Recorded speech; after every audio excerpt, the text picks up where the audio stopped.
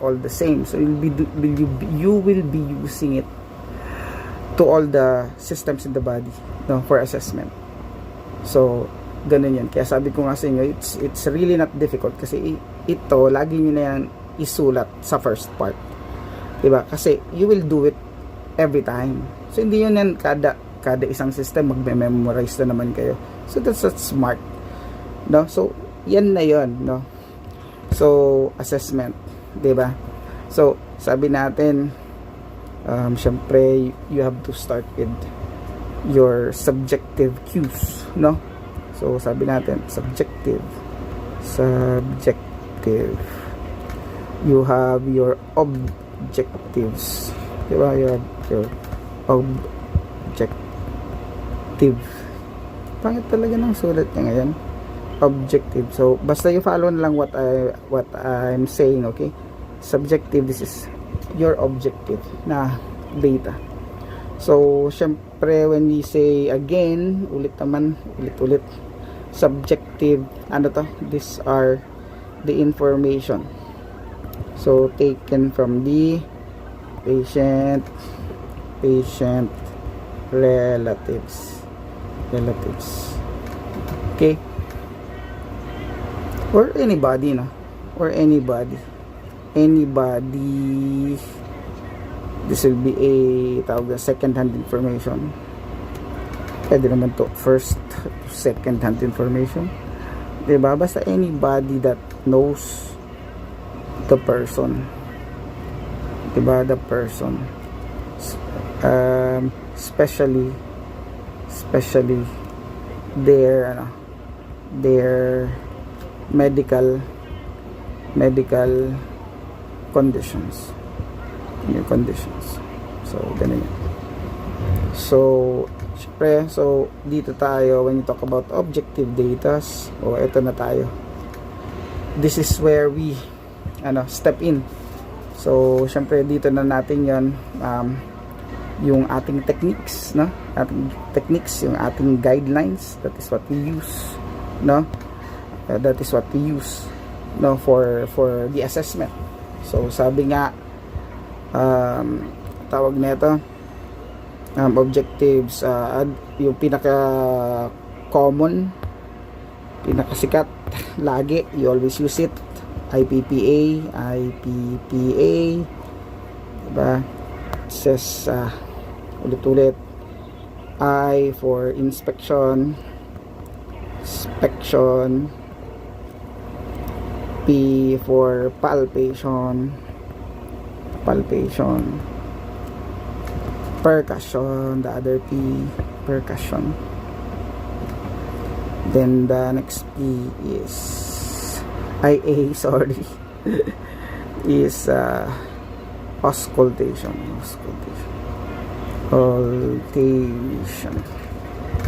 So yeah, so dito inspect, you use your eyes, tama, your eyes, smell, yan, diba? Taste taste, ha? Diba, i-taste mo, sige nga. Taste mo yung pasyente, diba? So no, pero siguro if you can go to your limits, no? Pero we don't do that. We don't taste anything, okay? So smell, pwede ba yung gut instinct? Sometimes it works, pero again, wag gut, hindi pwedeng patsamba. So ganyan, lalagay ko dito, pwede ba yung gut instinct? Diba? Siyempre sometimes, pero again, hindi natin need ang mag-guess. So we never guess, no? You never guess, okay? Bawal manghula. Okay, so never guess. Okay. So auscultation, you use your stats, okay? Kaya dito your stethoscope, Okay, your stethoscope. Your palpation, use your hand, diba? Especially, actually, more on yes, hand, pero more on your fingers, no? Your fingers. Percussion, fingers too. Yes, use your fingers too. And your fingers, especially fingers. Kasi sa percussion we create vibrations, no? We create vibrations. So, ayan. So, dahil ang start, so, yan na, nakita nyo na yan. So, medyo malikot ako kasi. Yan. So, that's the start. Kaya sabi ko sa inyo, ulit-ulit lang yan eh. Diba? So, isipin mo, IPPA pa lang yan. Oh, nalalagay ko dun sa iba. Ulit na naman yan. I'm telling you, no, it will always na umihina yung ilaw ko sa phone ko eh, para maliwanag. At least medyo maliwanag. Oh, gaya niyan, uulitin na naman natin. Ano sabi natin? Diba? Dahil lungs to. Oh, siyempre, anong laging meron? Oh, vital signs. Definitely yes, vital signs. Oh, ano pang meron? Vital signs. Siyempre, you have to know yung normal limits neto. Diba? Is it normal? Diba? Normal limits. Oh, pero again, yung kung sasabihin nyo that, kasi sa hirap ng ano, ng pedia, no? Diba? When you do your vital signs, you always see first, lagi, anong age ng patient, no? Bago kayo mag, ano, before you say it's tachycardic, no? It's tachypneic, no? Please check first the age, no? Age ng patient. If this is a neonate, a child, diba? Or a adult, diba? So ganun yan. So it differs. Hindi naman mahirap ang pediatrics. Hindi nyo lang alam kung saan kukunin or anong gagawin. So please get the age kasi iba na yung ano, iba yung ranges nila, it will differ. Okay? So ito, your vital signs. O ano pa, sabi ko before, 'di ba? O libawa, kasi we're talking about the lungs. O di need natin sa lungs, di syempre yung breathing, kaya nga may vital signs. Normal breathing, yung breathing ba ng patient natin, yung breathing, anything characteristics ng breathing niya. 'Di ba? Characteristics, anything characteristics. 'Di ba? 'Di ba? Sabi natin, is the pain struggling to breathe? 'Di ba? Are they struggling? So syempre lalagay natin dito, it's your rate. Is the rate correct? 'Di ba? Ganyan. Is the depth correct? 'Di ba? Is the effortless, 'di ba? 'Di ba?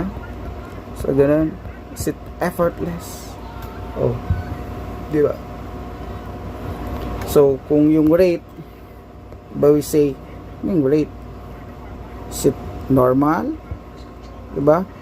Or is it abnormal? 'Di ba? So ganun ang difference. So wag kayong makakalimot. O especially by example, if you have example natin, if you have magandang color, ito na lang. So by example natin, if you have adult, so what's the normal RR na rate? Di alam niyo yan, 'di ba? It's ilan? 12 to what? 12 to 20, diba? 12 to 20 breaths, diba? Breaths per minute. So that's very important. So that's an adult na that's an adult na breathing pattern, breathing rate, diba? So that is the patient is breathing is eupnic, no, normally breathing normally. So ganun. Sorry guys, ayun, lobat pala yung yung isa kong itong pangkuha ko ng cam. So lobat. So ayun, 'di ba? So sabi ko this would be your adult. Yan, this would be adult na RR, respiratory rate. So kasi ako lagi lang I just use 3. So I use the adult, then I use the neonate.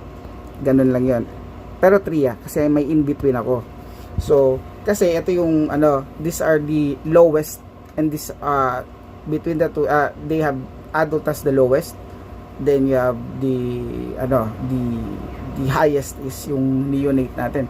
So kapag meron kayong neonate, actually it ranges up to 30 to 60 breaths per minute. So ganun. So you see 30 to 60, balik ko kaya nga tinutuwid ko na yun. So, sorry guys. So, breaths per minute. Di ba? So that's for neonates. So that's a normal respiratory rate. So dapat yun ang pasok. So in between, yan na si in between. So sino si in between? Si in between na lang si child. No, wag yun ang across the age group kasi mahirap kapag age group, mahirap yun. No? So kapag sa children, yan, pasok po sa gitna si children. Sa children, it's very easy. Bakit? Sa children, middle. So, gawin mo lang. So, dito, I use the number 1414. 250. No? 14 to 50. No?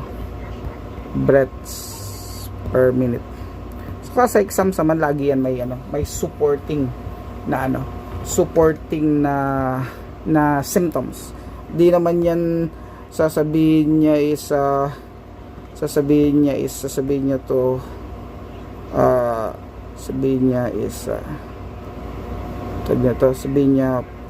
40, sabihin niya 45, di ba kasi may range 45 breaths per minute. Tapos sinabi niya 45, can this RR will this be a can you say na ang patient nyo agad is on respiratory distress, diba? Respiratory distress. Yan sa exams respiratory distress agad, yes ba? Kung ako di ba? Kung kaming mga yung clinicians, di ba? Kaming mga talagang ang tagal na nagwo-work sa hospital, di ba?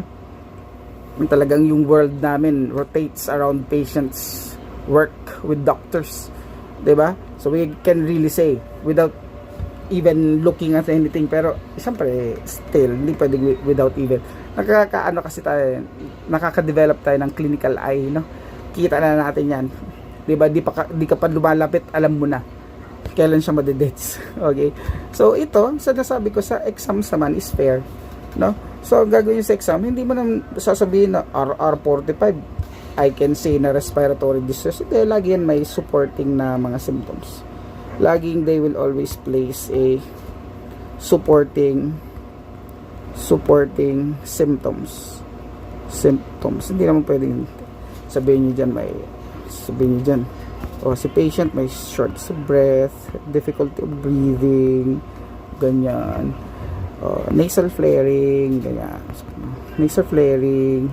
diba?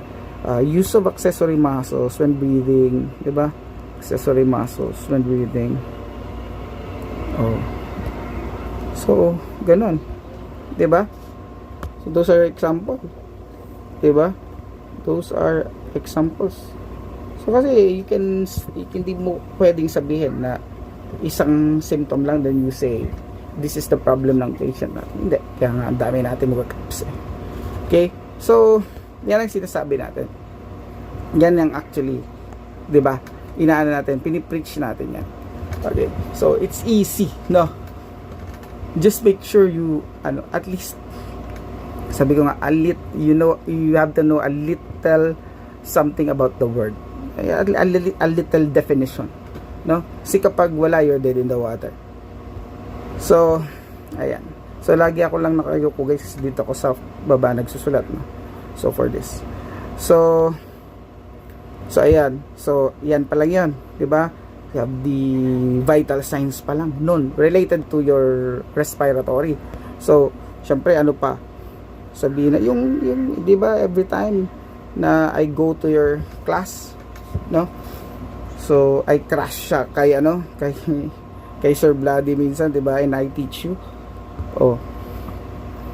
So pa, di ba, sabihin natin see the color, di ba? May lagay na ba ako? Wala pa. So, you see color, di ba? Nantaman dyan guys. No? So, color, di ba? Color ng skin color, di ba? Skin color, color ng skin ng patient nyo. Di ba? So, very important yung color ng skin ng patient nyo. Di ba? So, pa? Di ba? Paulit-ulit tayo. Di ba? Yung, syempre ito, rate, depth, effort, of the lungs. Tapos, diba, yan, inuna ko na yung color. Yan kasi ang problema kapag I do not really use any PowerPoints. So makikita nyo talagang, yan. Tawag dito, lahat man yan importante, no? Pero, hindi ako in any order kasi ako. Minsan lang, hindi ko nalalagyan ng numbers. Kaya you have to really follow. So, you always check for symmetry. Yan. Diba? I always check for symmetry. Na? Especially kung you have two. Diba? You have two of that. You have two of that. Diba? You have two arms, two legs, 2 feet. No? So, you always check for the symmetry. Kaya nga nang sabi natin, always what? Always compare, di ba? Bottom line yan. Sa assessment, lagay ko dito guys. Assessment. Yeah. Always compare. Yeah, you always compare. Huwag kakalimutan. Always compare, guys. Hindi pwedeng hindi tayo nagko-compare. Yeah. You always have to compare, no? So, especially again, sabi ko, if you have two of those parts, no? So, ano pa? Siyempre, sabi natin may symmetry, di ba? Symmetry. Aside from that, kung kanina nga, breathing, characteristic ng breathing, siyempre, diba sabi natin, ano yung characteristic naman, ito breathing, we're talking about the breathing, ito naman characteristic ng chest. Tama? So, in summary pa lang to guys, So, you have your chest characteristics. Diba? So, yan, chest characteristics. Diba? Ano bang nandyan? Diba? Ano bang kasama ng chest? Diba? So, ganun yan. Titignan natin yan. So, kaya nga nandito na yung color. Ano yung lagi natin mini-mention? Sinasama natin yun yung check. Sabi natin, yung pain. Diba? Yung pain. Sabi natin, tenderness. Tenderness. Diba? So, yan. Ano pa? Diba? Ano pa? Diba? So, ayun na. Pasok na yung ano natin. Diba? Hindi pa. Shoot ko lang. Pag nagano ka, meron kang tawag namin dyan skip na steps. Parang putol. So, you assess for rib fracture. Diba? Assess for rib fracture. Diba? One very important. Assess for rib fracture. Diba? Skip. May ano yung tawag word namin, skip na skip na rib, ganun. So pag nag-assess ka na step, parang wala yung isang step ko, di ba dapat mahawakan ko na yung isa, di ba? Eh, ba't parang bakante? Pangatlo agad yung nandun. So, ganun siya guys. So, mention ko na lang uli mamaya. So, yan, you check for, again, for rib fracture. Tatayman kayo guys, so 1 hour lang tayo, no? Para hindi masyado mahaba yung ano. Isang topic lang ito dapat tapos in 1 hour. Diba? So, ano pa? Yung mass. At least, sasabi ko na para uulitin ko lang. I mean, papasukin ko na lang, bablikan ko na lang. Masses. Diba? Yung mga masses. Diba? Mass. Diba? Kung may, mga bukol. Diba? May bukol. May bukol sila. Diba? Kasi sabi natin, ano ba itong would suggest kapag you have masses. Diba? You have masses. No? So, sabihin na may tumor. Diba? May tumor ka. No? Sabihin, syempre, it's pretty bad kasi it's either benign or ano lang yan. Dalawa lang yan. It's either benign or malignant cancer. Diba? Malignant cancer. So, 1 and 2. So, yan. Tumor. Diba? Kaya nga, ma-assess ano pa ba? Diba? O, tandaan nyo, nasa chest to. Yung lungs natin. Nandyan din sino? Si breast. Diba? So, iba yung kay breast. Kaya dito sa lungs, sasama natin si breast. Diba? Pero lungs muna first. So, syempre dito yung tumor. Diba? Kaya syempre, ano pa? Kasi may bukol. You check for bukol. Kasi hindi lang yan ang meron dun. Diba? Hindi lang tumor. Kasi even kapag may swelling, tama? Yan. Diba? Pag may swelling, during what you call, kapag may inflammation, diba? Pag may ba't kaya ganito yung pen ko? Nagluloko talaga siya guys. Inflammation. So, susundan niya na lang yung ano ko, yung salita ko. Inflammation. O, diba? So, may makakapaka yung lump. Diba? So, ang tatandaan nyo, kung breast yan, okay? Sa lang sa breast na naman. Pero hindi, ina-emphasize ko kasi bakit si breast. Kasi tandaan nyo, si breast is very unique. Diba? Bakit unique? Bakit si breast unique? Kasi syempre, si breast nyo, alagay ko na dito, si breast, pag when you talk about a lump, diba? Lump. No? When you talk about a lump, L-U-M-P, no? Bukol. Diba? AKA bukol. Bukol. Okay. Ano ba sa breast? Diba? Dapat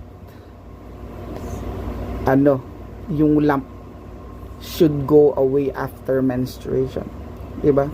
So this lump should disappear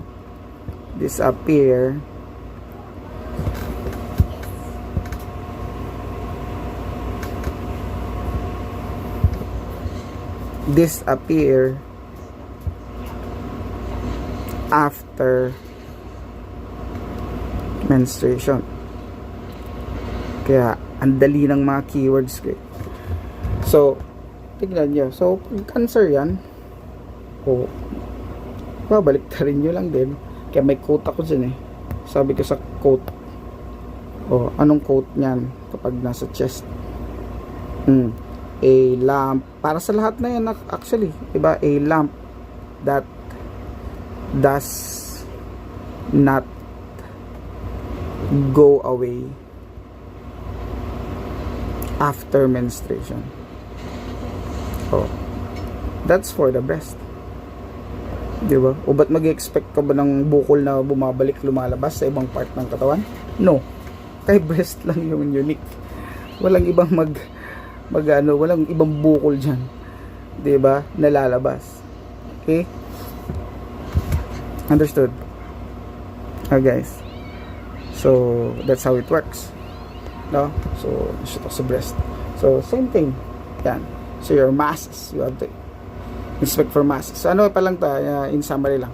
So, you have your masses. Diba? So, yun na. Doon na tayo sa, ano pa ba? Sa color, masses, tenderness. Yun, okay, kasi kung pain, nandun ako sa pain, no? Did I place the pain? Wala pa yung pain. Wala. Hindi, meron pa. Nagsulat ako ng pain. Kasi yung pain, ayun. Nagsulat ako ng pain. What to remember when you talk about yung pain.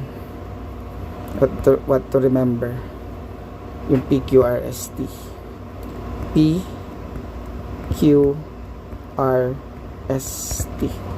Huwag siyang kakalimutan, guys. Bakit? Ano ba tong PQRST natin na to? So, si PQRST natin, guys, stands for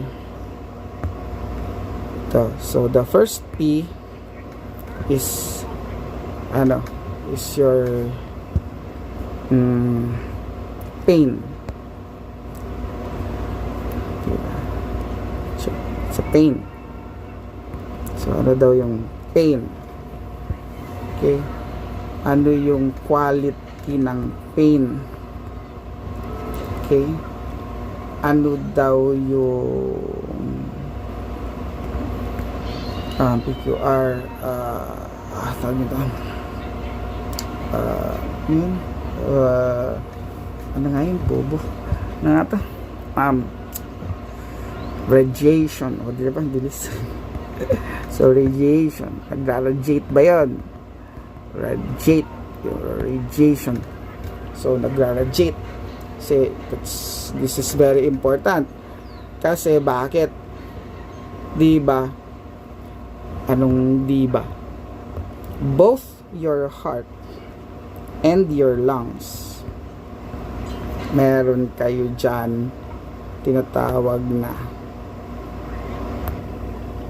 chest pain diba chest pain both my chest pain okay how would you know if it is a tinatawag natin if it is a true ischemic pain diba or a lung pain or yung tinatawag nating pleurisy yan baka di nyo na naman naintindihan yung sulat ko pleurisy okay, Pleury ano siya talagang nag-ano yung it's not me it's the pen I think it's loose na so you see diba so anong task ng nurse differentiate diba the nurse the RN should differentiate diba kaya tayo ang unang nilalapitan dapat alam natin to okay so mamaya we'll be discussing that okay so ayan so that's the figure meron pa to complete no so you have your S PQRST S severity diba severity okay ma'am from the number scale I'll be using ma'am a number scale so from 0 being being no pain at all and 10 will be the worst pain ever yan and 5 being the middle na it is tolerable yan saan po tayo dito ma'am diba ganun ang sasabihin na okay so that's how you that's the severity no so tatanungin natin kasi ito number scale diba this is a number scale diba ano pang mga ibang ways to check for the pain scale madami pa may grimace scale diba you check yung grimace diba kasi makikita mo sa mukha kung gaano ka sakit ang pinagdadaanan nila so this is a number meron din tayong grimace scale So, ayan. So, tapos, ayan. Kasi syempre, it morely dun lang naman sa inspection eh. So, dito na, papasok na dito yung, ano nyo, IPPA na TT, I mean, meron pa akong isa, sorry guys, I still have another T. Kalimutan ko, I might forget, this is the time. Diba? Time onset. O, diba? Ano yan? So, how does this work? Sorry, different color. Use the black na. This work. Ito yung ma'am, ano, kailan po yan kailan po yan, when do you start feeling it, or kailan po siya sumasakit, ganun, di ba? Pag may ginagawa po ba kayo, nagre-rest lang kayo, tapos sumasakit, so ganun si time onset. When does this usually hurts? Okay, so lagyan natin dito. So when does this usually hurts? So yan ang question. So may mga triggers. So yun, papunta tayo dun. Yung triggers, ba't mag-pain to? Diba?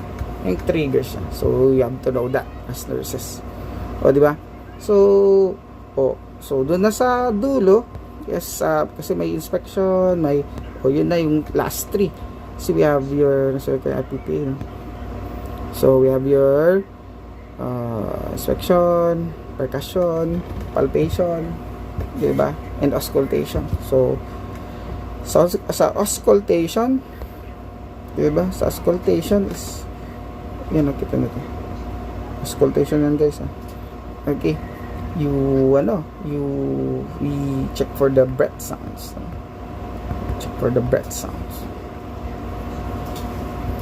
Diba? For the palpation is more on ano ba underneath that, you inspect, diba? What's underneath. Pero again, syempre, kung sabi natin mass, nodes, diba? So, nakakapa, swelling, tenderness, diba? Kaya nga, diba minsan, how would you know na appendicitis to? Diba? Example lang, tumalon na naman ako, diba? Appendicitis. Kasi inaano ko, guys, yung tool, yung tool natin, yung tool, I mean yung assessment tool. Ganyan, tenderness. Ito yan siya, si tenderness. Bakit kay appendicitis may tenderness yun, pero unique? Ano yung inahanap na tenderness? Ang tawag doon, guys, is what? It's rebound tenderness. Rebound tenderness. May rebound tenderness ba sa paa? Walang ganun sa paa, guys. Kanina yan unique? Appendicitis or nasa abdomen na pain. Diba? Walang rebound tenderness sa paa. Diba? Most common sa abdomen. Doon natin nakikita. So, yan. Tapos, percussion. Yan. So, ano yung nandoon sa loob ng chest, no? So, yun ang tinitingnan natin. Okay? We make a vibrations when we percuss. So, ito sorry. Gonna check color. So, sa percussion, so, actually, make a vibrations. We make a vibration. Okay. So, ganap. So, that's it, pansit. So, di ba? You see? That's easy. Uulitin nyo lang siya. Yung buo. Di ba? So, you have to write it. Okay? So, systematic. We go systematically. Pero, we'll be quick. No? So, sabi natin. So, Actually, nasabi ko na yung iba, sabi ko pag subjective, syempre this is a data, this is your health history. So, ano ba, lagay ko sa, dito sa gilid. So, limbawa, parang hindi ako sanay na lumalayo ako doon. So, limbawa, sige, color black tayo. So, limbawa, sabi natin, subjective data. So, again, everything subjective data. Yan, diba? Subjective. These are again from your patient and any others, diba? So basta again as a know-how. So dapat at least alam nila kung ano yung know-how, yung medical history ng kasama nila. Kasi dito, hindi lang yung at the present, 'di ba?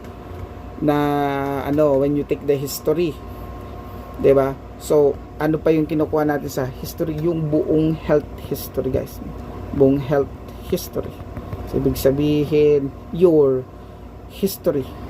O, your aside sa ngayon, present na problem, meron kang previous, 'di ba? May previous ka, meron ka pang family history. Yan, may family history. 'Di ba? Meron ka pa what you call yung lifestyle. Chine-check yan kasi kung anong risk mo. Oh. 'Di ba? So, syempre, kung health history, blah blah blah, syempre, shoot pa dyan si anything that you take. Tama? Diba? Anything that you take, no? Diba? So, ibig sabihin nito, lagyan ko nito. Ay, wag yan. Kasi pagkadikit saka yung green, blue na lang. So, anything that you take, so, what does that mean? So, medications, diba? Anything medications, for ano ba to, given with prescriptions, medications, is this a supplements, diba? This is supplements, no? Limbawa, skincare products, you put something in your, in your body, diba? Kasi kung halimbawa, ang complaint mo is hives. Limbawa, nangangati ka, 'di ba? So, sabi everything should be determined. So, ganun. So, skin products, as I've said, 'di ba? So, anything that you take in, okay? Even foods will be asked. Kung syempre, kung yung complaint mo is relevant, 'di ba? So, yan, 'di ba? Pati family history. Yan. 'Di ba? Kasi there are yung tinatawag nga nating there are hereditary na mga sakit. Tama? Yes? Hereditary. Genetics. 'Di ba? Genetics. So, kaya kumukuha ng history, everything. Kaya sabi ko sa inyo guys, health assessment is the worst. Anong ibig sabihin? This is the hardest sa nursing, no? Yung health assessment. Isipin mo, health assessment, hindi to pwedeng, again, sinabi ko yun sa inyo, hindi to pwedeng I can just say na sige, I'll give them a leeway kasi they are first year. Kasi this is given sa first year. Katanda nyo, this is health assessment from pediatrics, from neonate to adult to. Ano ibig sabihin? Dapat lahat ng changes in the body, lahat ng symptoms, anything na keys, dapat you should know. Ibig sabihin lahat ng sakit. Diba?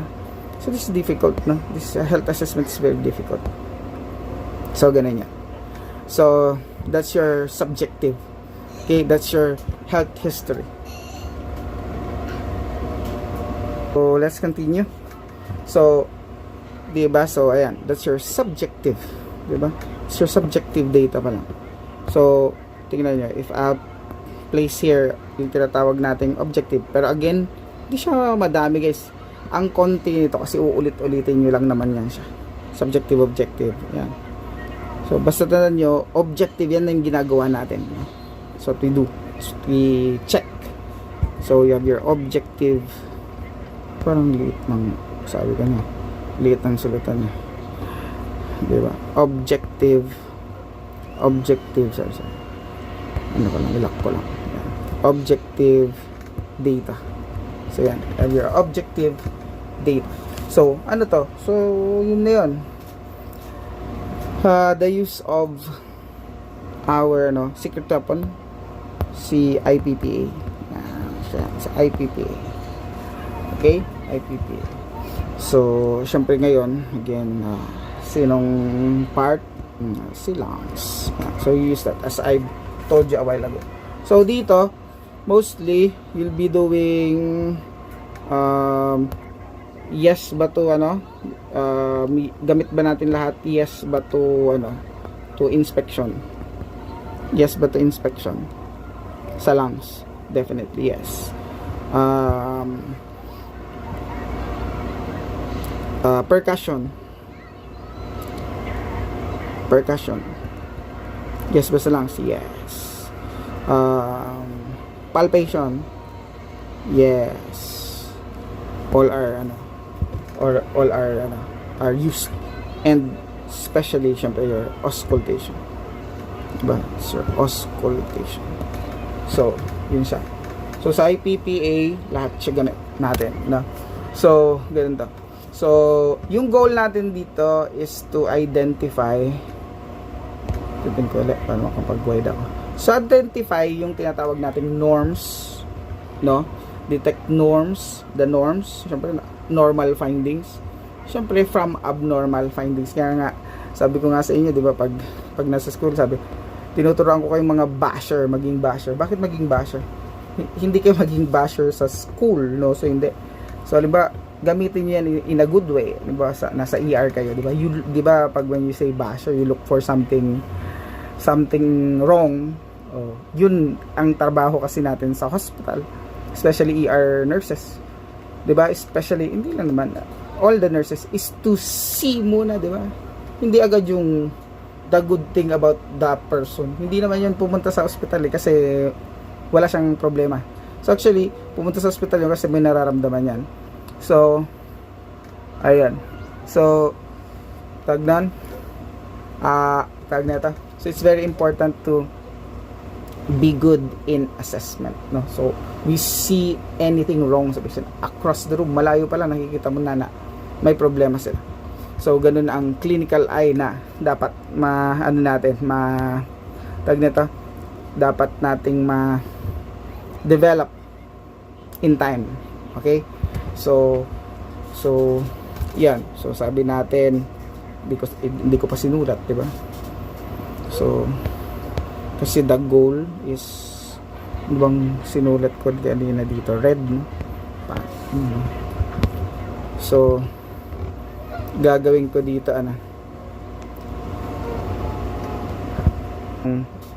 so, ayun guys. So, bagong color na lang gamitin ko. Use makikita din na color.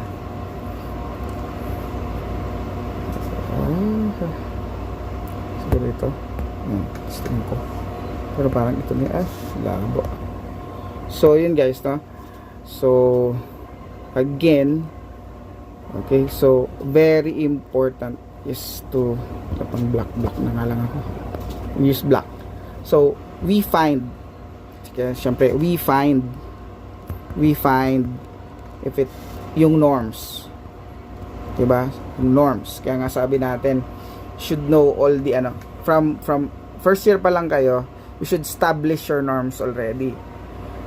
Yung normal vital signs, yung dapat nakatatak na talaga yan sa utak nyo. So, norms. Kasi, sipin mo, kaya nga anatomy and physiology is very important. So, ganun ang ginagawa natin. So, you look for the norms, you detect for abnormalities, then ano pang gagawin natin? We guide further. Siyempre, ganun ang ginagawa, no? We guide further. Alam na natin ang next, eh. Kaya sabihin natin ganun, we guide further. We guide further for what? For diagnostics. Ganun yan. You have your diagnostics and interventions. Diba? So, very important yan. Diagnostics and interventions. Diba? So, yan ang gagawin natin sa kanila. So, ayun guys, no? So, our task.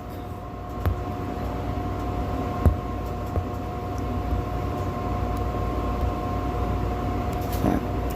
So, ayan. So, we gather the information that we need. Okay? The information that we need. Especially sa health history na. Nabanggit ko na, di ba? Sabi natin, yung history nila is from, sabi ko, present history, no, previous history, family history, their lifestyle, 'di ba? So ganun ang ano natin,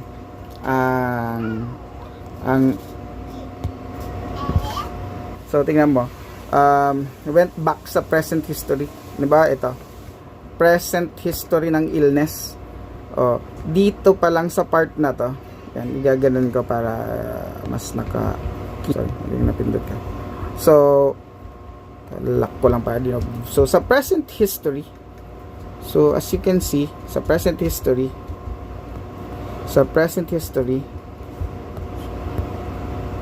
okay, so dito, syempre, present condition, diba? So, dahil lungs to, ano yung mga, ano yung gusto nating hanapin sa kanila? 'Di ba? Sabi natin, meron ba silang cough? Meron ba silang problem sa paghinga? May SOB, DOB, 'di ba? Meron ba silang chest pain, 'di ba? Meron bang did we listen or did we observe na may wheezes, no? Or any tinatawag nating adventitious breath sounds, no? Abnormal breath sounds ang tawag doon. Lagay ko na lang adventitious para isahan na lang later, adventitious breath sounds, ganon.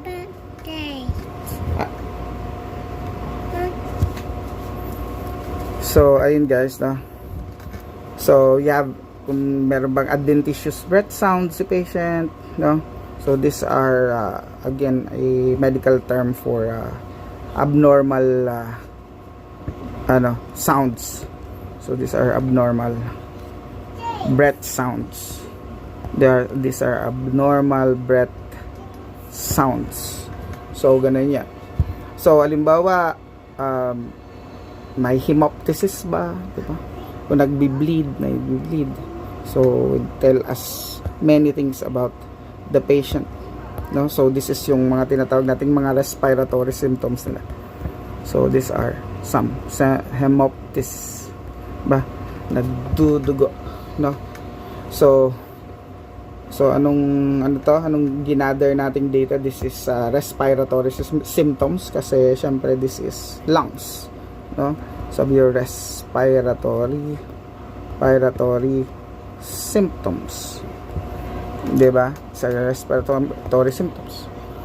So ngayon naman, yung next natin is sabi natin mga past history ng patient natin, 'di ba? Past illnesses ba? Nagkaroon ka na po ba ng mga past illnesses before, gano'n, no? So ayun guys, no? So we go to the past history. So, we'll go to the past history. So, sa past history, ito na yan. I was saying a while ago. Yung, do you smoke? So, ito na yan. Do you smoke? Do you drink? Diba? Alcohol. Diba? Pero, syempre, dito, hindi masyado.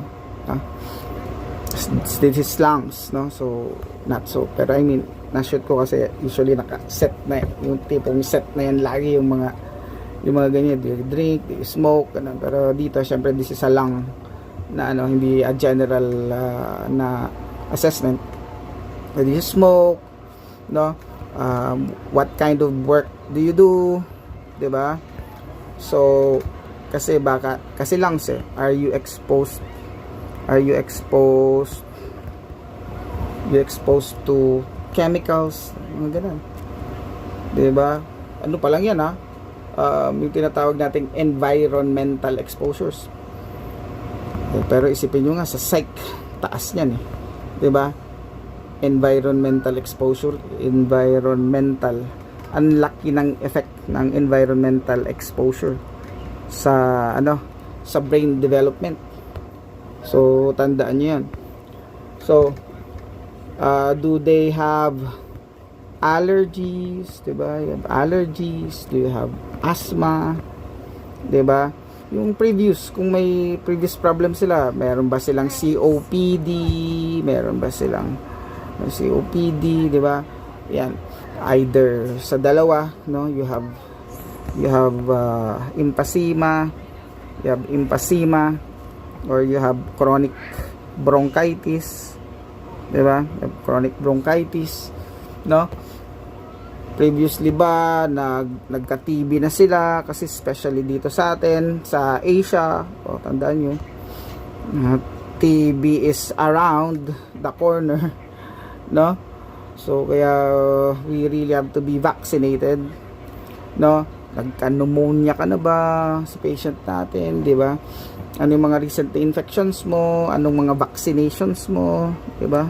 Vaccinations mo. So very important. So yan ang mga tinatanong natin sa kanila with their past histories, no? So ganun yan. So next is yung tinatawag nating lifestyle and risk factors. So very important. Mukhang mas maganda yung ginawa ko, linayo ko. Diba, linayo ko dito sa magulong sulat ko sa baba. Diba, lifestyle and nag-fade siya talaga patayin ko nga. And risk factors. So yan, lifestyle and risk factors. Bubak ko lang para may space na madami. 400, yan, 400. Okay. So dito, when you talk about yung lifestyle and risk factors, so sabi ko na nga sa kabila, di ba? Sabi ko, what's your occupation? What do you do for work? Di ba? Where do you travel? Di ba? Do you often travel? So ano yung history ng family mo with regards to lung disease? Diba? Lung disease, is there any family members? Ganon. So yan. So everything we have, parang yun nga yun, kasama na din sila din kapag may isang may sakit na pumunta sa ospital, diba, nadadamay na din yung ibang kamag-anak, kasi we tend to ask a lot of questions kasi yung history ng previous and even ng family is does really matter, no, sa sakit niya. So ano pa, so any other, diba, dito is these are just the past history, dito yung mga risk factors. So ang next is would be very relevant, sabihin natin are there associated symptoms, no? Are there associated symptoms, no? So ganun yan. So syempre may na kami yan, may mga baka ganito yun siya, so baka ganito yan siya, may nakita kong ganito so isa pa, no? We would love to check para yan isa yan sa mga points mo din para sa sarili mo. You do better pag nahuhulaan mo kung what's the problem ng patient as nurses, So yan ang pinipreach natin para hindi kayo hirap in real world saka sa exams, if you have your exams, kung makapasa kayo, ganun. So makakapasa na siguro, di mo lang sure. Okay, so ayan, so tawag na to, sabi natin is yung mga associated symptoms. Yung mga associated symptoms that you have. So, halimbawa, okay. Halimbawa, sabihin natin, kasi lungs to, di ba? So, lagi natin paalala sa sarili natin na lungs to. Lungs. Baka kalimutan ko na naman. So, sabi natin, when it's lungs, you talk about oxygenation, correct? Yes, tama. Wala nang iba doon. Oxygenation. Pag may problem ang lungs, poor oxygenation. Oxygenation. Kaya na din nang sumagot yan. So, syempre, anong makikita niyo sa pasyente nyo? Anything na relevant, no? Na mahirapan siyang huminga. 'Di ba? So, ano na 'yon? So, syempre, pag wala kang hangin, mabilis ka mapagod, 'di ba? You get fatigued easily, no? So, you have easy fatigability.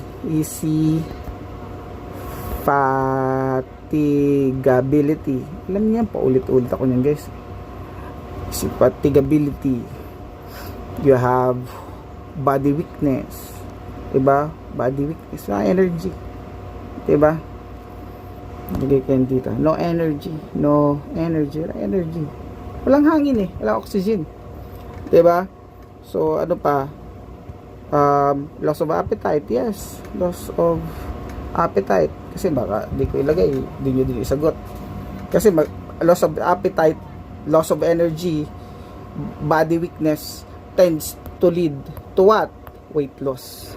Ganun yun. Kaya laging may weight loss.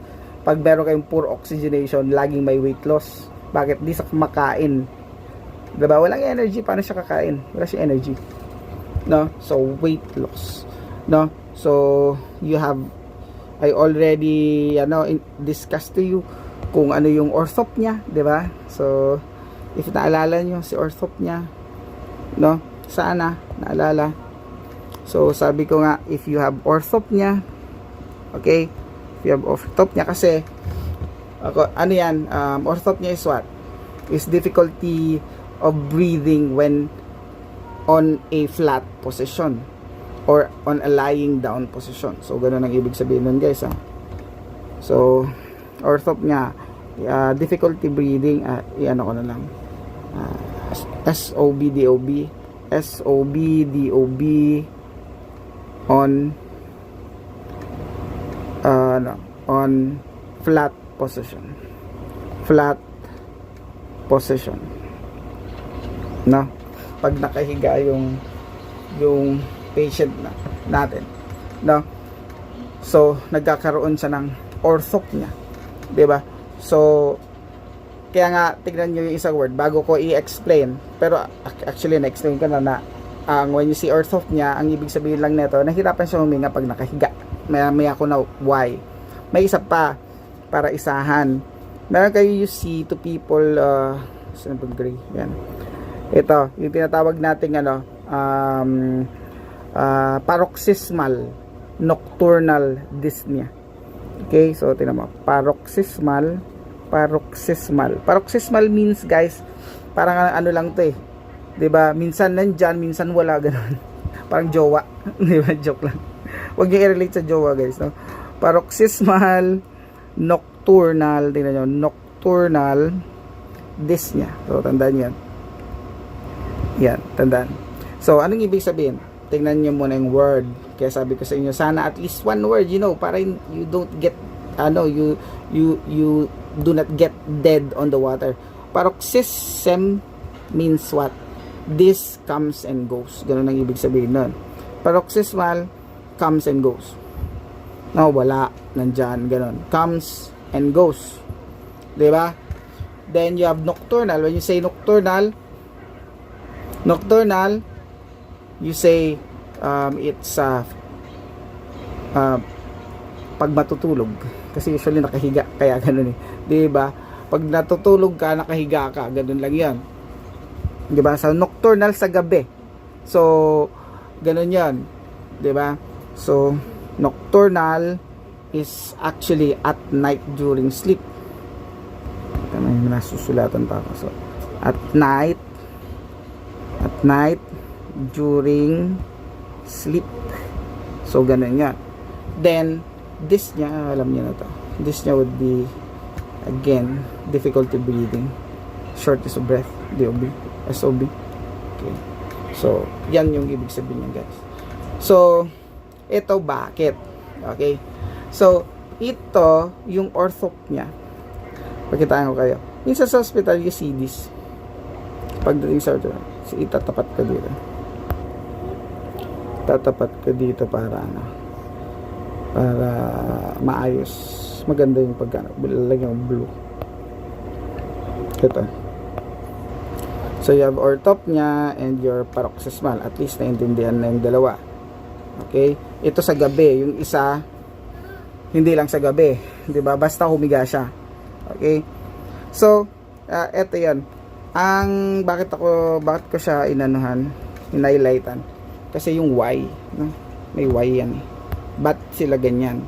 Kasi these people, no? Ito yung why natin. So, these people, ito yung why. So, these people usually, ito yung mga patient na may mga heart problems also. Ganun yun. So, these people are with heart problems then. So, ito yung sila yung mga may heart failure, no? Especially if you have a left-sided heart failure, left-sided heart failure, no? Ano pa? Saka anything na may water sa lungs, mahirapan ka nun huminga, no? Anything na may complication. So, ibig sabihin, not just your left-sided heart failure. Kasi sa left-sided heart failure, nadadamay talaga yung lungs natin dito. So, nadadamay yung lungs. Nagkakaroon tayo dito ng lung problem too. So, ang culprit ba si heart? Hindi. Siyempre, may handle din tayo. Kapag may lung failure din kayo, may problems din tayo with the lungs. No? You have problems with the lungs. Eh, siyempre, meron din tayo yan. Kasi this is actually a build up of water. So, gawin kong blue para alam natin na water to. So, itong orthop niya na to, saka itong paroxysm na to. So, this is due, yung orthop niya. This is actually due to the,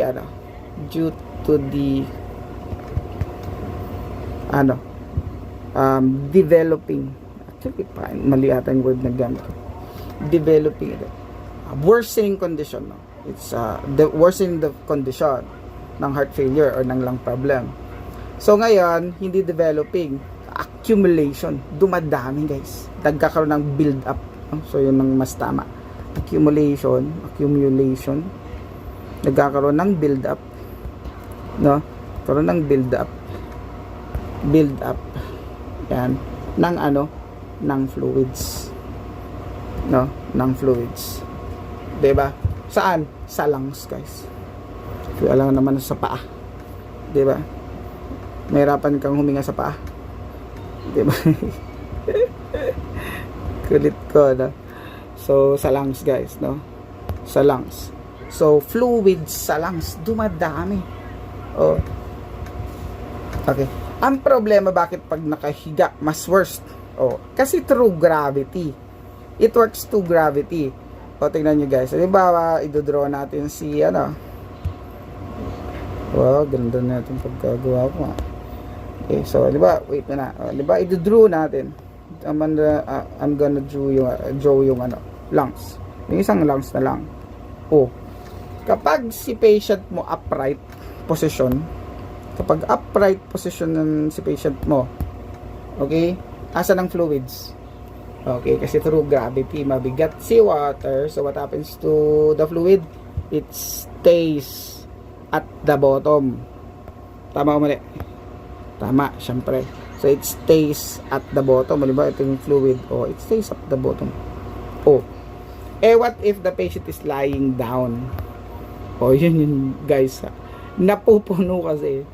So, nag-spread yan sa lahat ng area ng lungs mo. So, syempre, pag nakahiga ka, ganito lang naman si lungs, nakaganyan. Also, what happens to the water?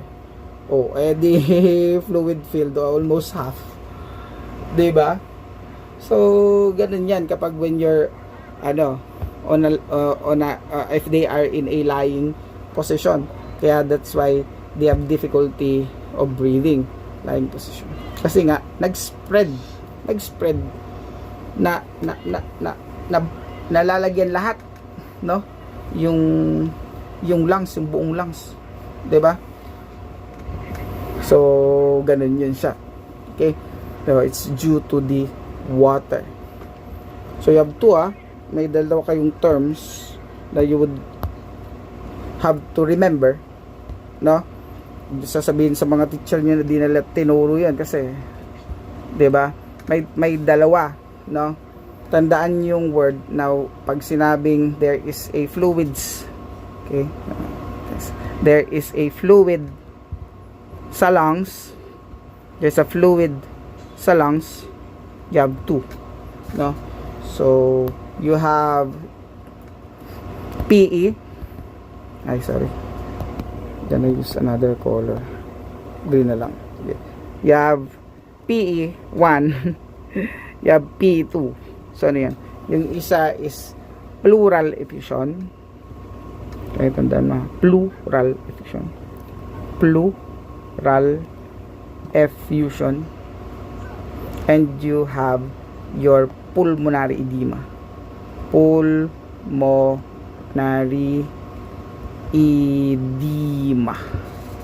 Okay, so anong difference nung dalawa? Madali lang. Okay, so pag pulmonary edema, nasan yung fluids? Nandun sa air sacs nyo, nasa alveoli ang fluids. Tandaan, kapag yung pleural effusion, nasa ng fluids? Nasa pleural space, guys. Ganun lang kadali yan. Understood? Okay? Nasa pleural space. Ito yung empty space, no? Doon sa gitna between your chest wall and your lungs itself. So, ganito yung forma nun. Kung yung gilid lang, kaya ko nang drawingin buo, no? So, halimbawa, ito yung lungs mo, so side. So, you have another layer. Yeah, sila yan. Okay? So, ito yung isa na naka-attach sa chest wall, no? And you have the other one naka-attach doon sa doon sa ano nyo, doon sa lungs nyo mismo, sa tissues ng lungs, diba? So, you have two. You have your visceral and you have your parietal pleura. So, you have your visceral, no, and parietal pleura. Okay? So, huwag kakalimutan yung dalawa. Okay? Visceral and parietal pleura. 1 and 2. So, yan ang ibig sabihin, guys. So, wag kakalimutan yung orthop niya, no? Kasi very common yan si orthop niya. So, yan. Time check. So, 1 hour. So, kasi dapat ma-upload yan. So, ganun.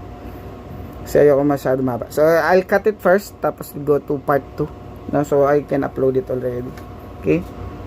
So, see guys. So, pero again, okay, ko guys ng malaki dito. Gagananan ko. Ay, wag yan, color na yan. Lagyan ko ng malaking ano dito. Kitang-kita. Siguro itong pink na. Itong pink na to. Yan, dito. Ba. Yan. Yan. So, isa lang naman yung sasabihin ko guys. Simple lang. Siyempre para matuloy lagi natin to. Diba? You have to subscribe. Then tawag na to, you like. Pwede naman. Even if you don't like it, share na sa inyo yun. Yung sulat ko lang ayaw nyo. Yeah. So para we can do this for the longest time, no? So thank you very much.